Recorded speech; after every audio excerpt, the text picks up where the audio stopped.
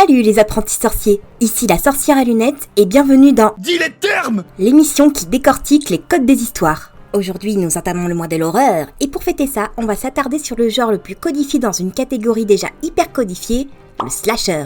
Ce terme, qui veut dire couper, taillader ou encore sabrer dans la langue de James Cameron, désigne des histoires dans lesquelles des ados / jeunes adultes sont poursuivis par un tueur psychopathe, parfois défiguré ou masqué, qui les élimine les uns après les autres, de préférence à l'arme blanche, jusqu'à être lui-même éliminé par les survivants vers la fin du film. Sauf pour un dernier jumpscare avant les crédits. Point bonus si le tueur psychopathe a une origine et ou des pouvoirs surnaturels quelconques.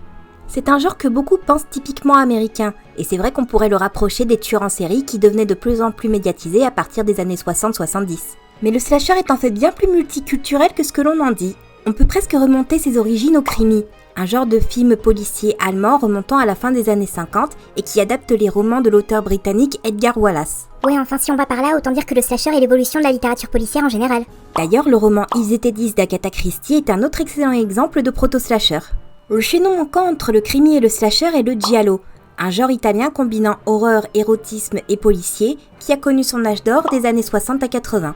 Le giallo sera importé aux USA en 1960 grâce au film Psychose d'Alfred Hitchcock et Le Voyeur de Michael Powell. Et même s'ils ne lanceront pas de mode culturel comme les films de zombies dans les années 2010, ils serviront de base à Bob Clark pour nous offrir Black Christmas en 1974, considéré comme le premier slasher à l'américaine de l'histoire, où des jeunes filles enfermées dans leur résidence étudiante se retrouvent attaquées par un mystérieux assassin.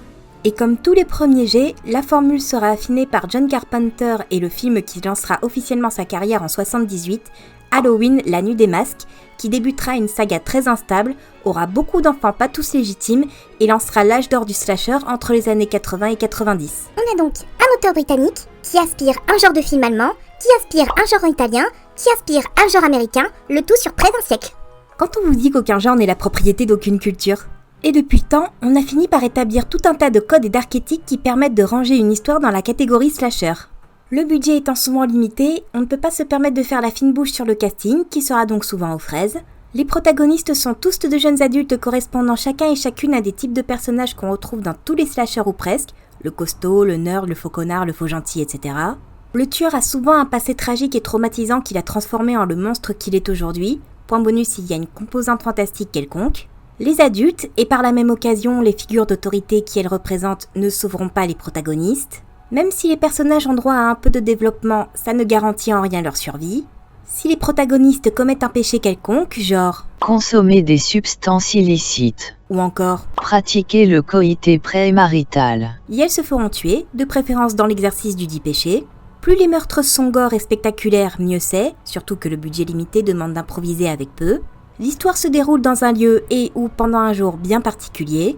Les protagonistes prennent toutes les mauvaises décisions envisageables sous le coup de la panique et ont toute la malchance du monde pour faire monter la tension. Le tueur est une ombre implacable et pratiquement increvable jusqu'à la fin du film où il sera vaincu, de préférence par la Final Girl. Il doit toujours rester au moins 1 à 3 survivants à la fin du film.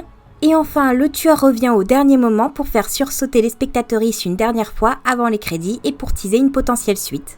Et encore, j'ai fait les grandes lignes du principe général, si je fais au cas par cas, on y sera encore pour Noël. D'ailleurs, ça existe les slashers qui se déroulent à Noël. Pendant la Saint-Valentin, le 1er avril, à midi, au goûter, on en mange à toutes les sauces, même les plus improbables. Ce qui n'est pas étonnant de la part d'un genre qui a en partie construit son identité sur le mépris, voire la répulsion qu'il inspirait au public. C'est ce que Karim Debache appelle le paradoxe chelou du slasher. Comme je l'ai dit un peu plus tôt, les personnages qui sont montrés en plein acte intime ou en bad trip sont souvent tués dans la seconde qui suit la scène de leur acte, le tueur devenant alors une sorte de justice karmique qui s'abat sur les jeunes qui ont commis une faute.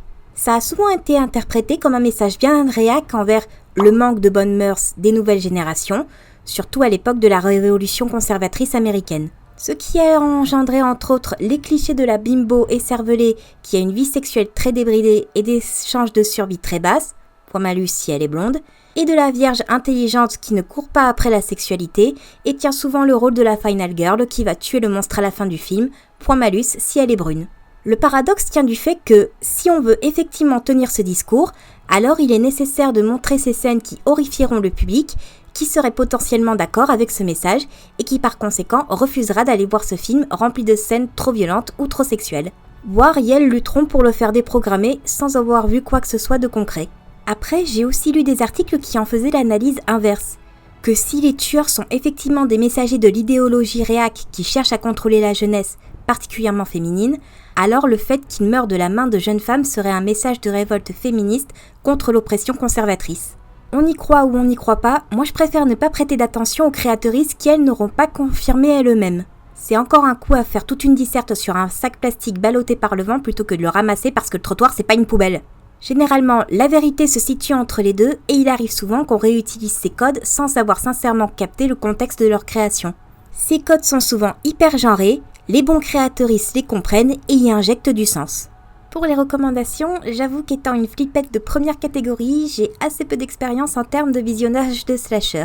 Je peux malgré tout citer des titres comme les classiques du crimi que sont La grenouille attaque Scotland Yard d'Arad Reynolds et L'énigme du serpent noir d'Alfred Vorer, les classiques du giallo que sont La fille qui en savait trop de Mario Bava, L'oiseau au plumage de cristal et Suspiria de Dario Argento, les premiers jets du slasher formés par Psychose d'Alfred Hitchcock, Le voyeur de Michael Powell et Black Christmas de Bob Clark, le 5 quatuors de l'âge d'or formé par Massacre à la tronçonneuse de Tobe Hooper, Halloween de John Carpenter, Vendredi 13 de Sean Cunningham et Les griffes de la nuit de Wes Craven, la très chouette mini-série Is It 10 qui adapte le roman éponyme d'Agatha Christie, la déconstruction un peu immature mais néanmoins intéressante présentée par Scream encore de Wes Craven, et la déconstruction un peu plus mature présentée par La cabane dans les bois de Drew Goddard, coécrite avec Joss Whedon. Que les plus braves que moi n'hésitent pas à compléter cette liste avec leurs propres recommandations. Cette vidéo est à présent terminée, j'espère qu'elle vous aura plu.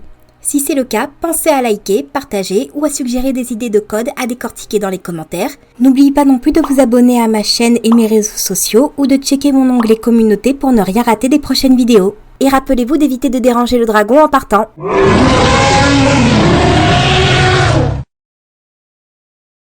On se revoit pour Halloween.